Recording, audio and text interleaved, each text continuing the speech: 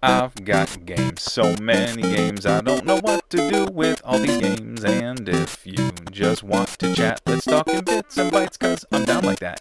When I'm at the Goodwills or when I'm checking Craigslist, all I'm thinking about is my NES.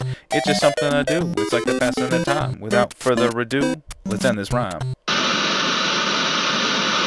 Hey everybody, it's me, Justin, aka Goodwill Hunter, and I'm back with another pickups from past couple of weeks that I just haven't made into a video. So I decided I'd piece them all together with a couple of things I've picked up in the past couple of days, and let's make a video. So let's jump right in. I can't remember exactly where I picked everything up. No, let's go back. I can tell you where I got it from, but I can't tell you when. So live with it. But one of the first things I found, I went to a Goodwill. And the Goodwills down here are pretty much hit or miss. Usually a lot of sports games, or no games, or just nothing, like not even electronics or anything, even cables. But I went to one Goodwill that I hadn't been to in probably about a week or so. I try to rotate every week, going to a different one, at least once or twice a week. So I went to this one, and immediately went up front. Didn't find anything. No PS1 games as CDs. No PS2 as DVDs. No Nintendo games. No boxed Genesis games. So I figured it probably wasn't going to be much when I went onto the back wall, where they usually put a lot of their bundled systems or just cables and controllers. But I did find a Nintendo 64 controller, and joystick's pretty good. They had some writing on the side, but Mr. Clean Magic Eraser works well. So that was only $1, so that was the score. And then they had 3 games too, and all 3 of these games were $1, which one of them I thought was a really you don't find this game too much. The first game I found was another copy of Pokemon Snap, which is just an on-rails picture quest with Pokemon, which I think is a stupid idea. Whatever.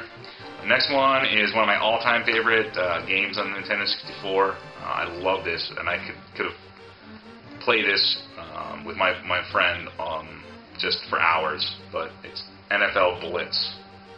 Just freaking Midway Gold. This, NBA Jam, those games were just addicting in the arcade, and they made really good transitions into the home console. But the last game I found, I wasn't really thinking I'd ever find this, and what do you know? Found it at a Goodwill in the open. Not even where it's supposed to be. Those Nintendo 64 games, they usually keep them up front, so why it was on the back wall, and why it was only $1, 101 actually, $1.01, where normally they mark them as $5, I couldn't tell you. But I picked up Mystical Ninja, starring Goemon. He's pretty much one of those kind of kooky Japanese characters that's really big over in Japan. They have so many Mystical Ninja and Goemon games, but when he made it here to the States, I think only the other games I can think of are like, the Mystical Ninja on the Super Nintendo. Not really sure if he's got one for the Nintendo NES, but he may. I can't tell you the origins of Goemon, but yeah, Mystical Ninja, and it was only $1. So that was the score. I then had another luck. Had a couple of gift certificates to Best Buy, and I know, it's Best Buy. But, they started now selling pre-played games, so I figured I'd take a shot in the dark, maybe find something cheap. So I had, $15 in certificates, so I figured, I'll find something, a DS game, if that. But I went through all their games until I found this. It's Street Fighter Cross Tekken, and it was labeled $19.99. But the funny thing about this, which I didn't know at the time, but it was sitting right next to a pre-played one for the PS3 marked $34.99. Now, I figured this one was marked incorrectly, but it had the little tag and it said $19.99 on it. So I took it up to the guy and I asked him, is this really $19.99?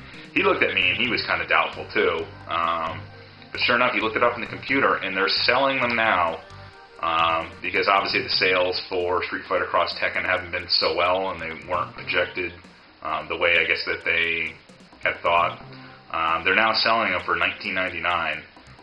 There is not going to be a Super Street Fighter Cross Tekken, so as far as buying this and missing out on some DLC, I'm fine with that. It only cost me $5, so really excited to have it. Can't play it, obviously, because my PS3, I need a new power supply. I can't play it on the modded one at the moment because of the firmware. But yeah, $5. Then, even before that, my, let's see, my PlayStation Portable, I have had the Silver.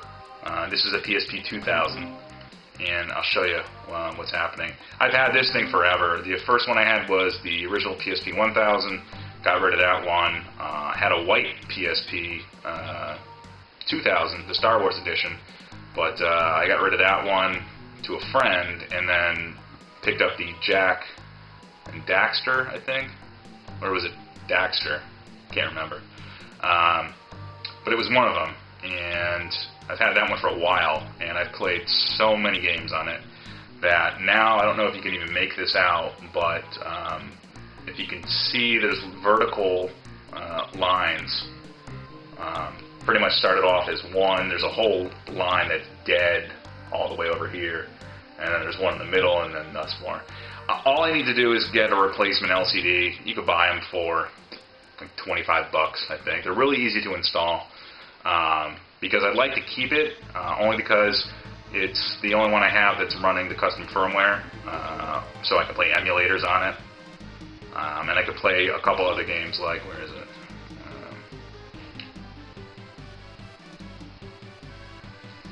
I have Monster Hunter 3rd Portable, which is, as far as I know, only in Japan, and it's semi-translated, so yeah, if I got rid of this, I wouldn't be able to play it, and I've invested a lot of time in it.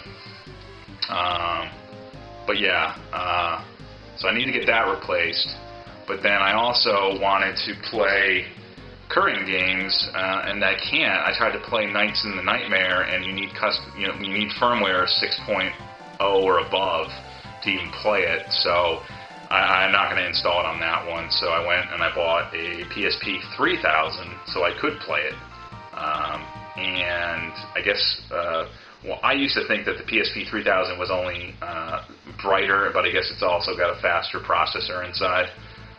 So they're both, silver. So, whatever. I would have liked the black one, but whatever. Alright, moving on. One of the last things that I went ahead and did, I went back to the Video Game Trader, and I bought some more $1 Nintendo games. I got Sesame Street ABC and Sesame Street 1, 2, 3. So now, I can finally get my edumacation.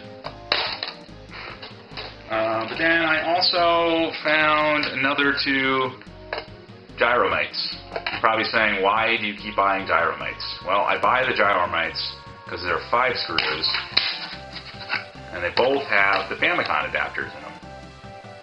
So if you don't know already, what it is I think it goes something like this. Because of the holiday season and the production in Japan, they skimped out on just processing the boards for North America, which are 72 pin. They're 60. No, I think I'm right. There's 72 pins. The ones in Japan are only 60, so obviously you need some way of taking a Japanese game and converting it so that it reads correctly in a North American console. So what they did was, this is the adapter. Now, with this adapter, I can take games like Doki Doki Panic. Oh wait, I'm sorry, it's Super Mario USA. Put it on here. I'd obviously need to take it out. I'm not really sure how to. But anywho, it's so you can play Famicom games on North American consoles. So that is why I buy 5-pin gyromites, which, you know, if you're ever at a place and you don't really know and you think you might have one, grab another game. If the one that has a 5-screw, you can tell it weighs a little bit more. So that's one way, and that's the easiest way, because I actually had 2 gyromites. One was a 5-pin, the other one was a 5-pin, but one of them weighed a lot more. And I think it's because of that, obviously, that big black plastic piece. And I also picked up a copy of Solstice. I think it's The Quest for the Staff of Demnos, I don't know. But I believe it's one of those weird over-the-view isometric games. I believe, if my memory serves me well. And it was only $1. It's got some damage, but I can fix that. The last thing I picked up was a copy of The King of the Fighters 95 for the Neo Geo MVS. Unfortunately, when I got home and popped it into my MVS, it boots up, but it's got just same systemic problem. It looks very garbled for some of the animations, and it's consistent in every single slot, and it doesn't get any better no matter how hard I clean it. So I had to return it, and I then opted for Metal Slug 2. So this one works, and it's really fun. I do have a couple more MVS cards coming from Taiwan that I purchased, so I will have to show you guys when I get those, but I'm really excited to get 2 of those. And, you know, he's got a couple more maybe I'll pick up.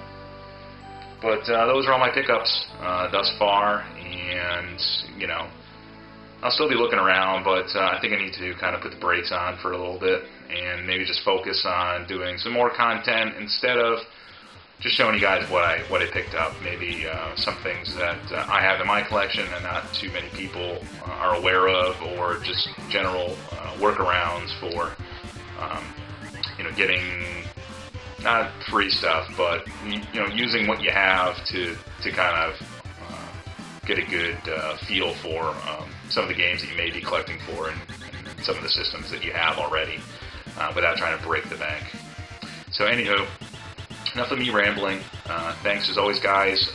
You know, like it, subscribe if you haven't already, and yeah, stay tuned.